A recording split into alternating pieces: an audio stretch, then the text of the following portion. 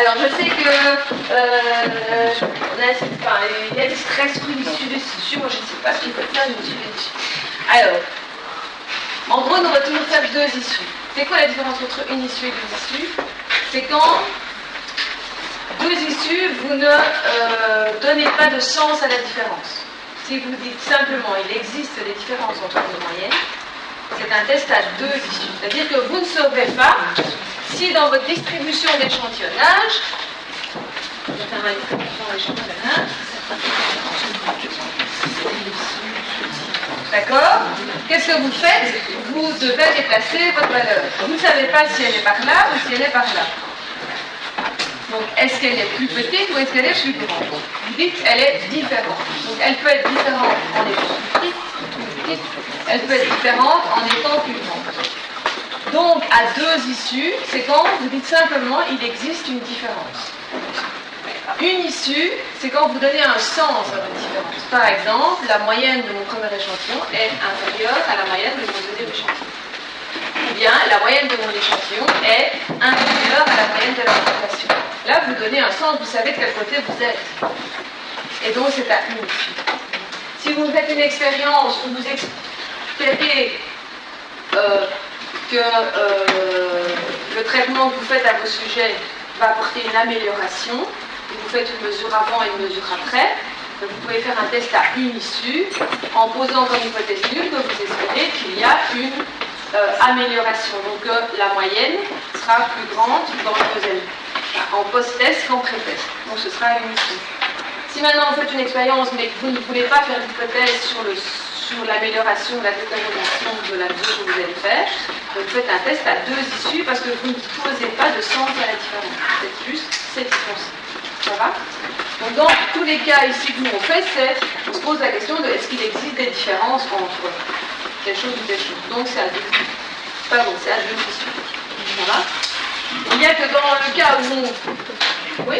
Si c'était par exemple le même individu qui refaisait plusieurs fois le même test, là on peut supposer que le deuxième test serait meilleur, donc là on serait à une issue. Oui. Alors vous posez l'hypothèse nulle d'une amélioration, donc la moyenne est supérieure dans le deuxième cas que dans le premier.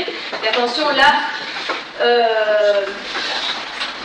c'est évidemment plus, j'ai l'impression qu'une issue, c'est plus qu'on se bat quand on fait pré-test post-test, quand il y a deux choses, quand il y a plusieurs mesures, ici le fait que ce soit maths, latin, français, on n'a pas d'indication de savoir s'ils seront meilleurs dans une que dans l'autre. Simplement, on va voir s'il y a des différences entre les trois. Donc c'est à deux issues. Ça va? Oui. On pourrait se dire, dans le cas de mathématiques, français, etc., si on a une bonne idée qu'en mathématiques, généralement, les scores sont beaucoup plus faibles, à ce moment-là, on pourrait peut-être aller dans le sens d'une issue en disant on s'attend à ce qu'en mathématiques, oui, les scores soient plus faibles, et là, on pourrait entrer dans ce jeu-là d'une issue. Oui, dans le cas d'une issue. Mais alors, on doit Mais alors, on se pose la question autrement. Donc, il ne faut pas oublier que quand on fait des stats, on se pose une question, on transforme en hypothèse nulle, et puis que ce qu'on fait avec la procédure statistique, c'est qu'on essaye de répondre à l'hypothèse, d'accepter ou de rejeter l'hypothèse nulle. Donc c'est toujours en termes de la question qu'on se pose. Encore une chose, par rapport à l'hypothèse nulle, j'ai une petite interrogation sur le fait que, donc vous disiez, bon ça on le sait depuis un certain temps, on pose qu'il n'y a pas de différence. Oui. Donc dans l'hypothèse nulle, la phrase qu'on va émettre est une phrase où on ne va pas voir apparaître le sens normalement. On pose qu'il n'y a pas de différence. Quand on pose qu'il n'y a pas de différence entre, c'est dans le cas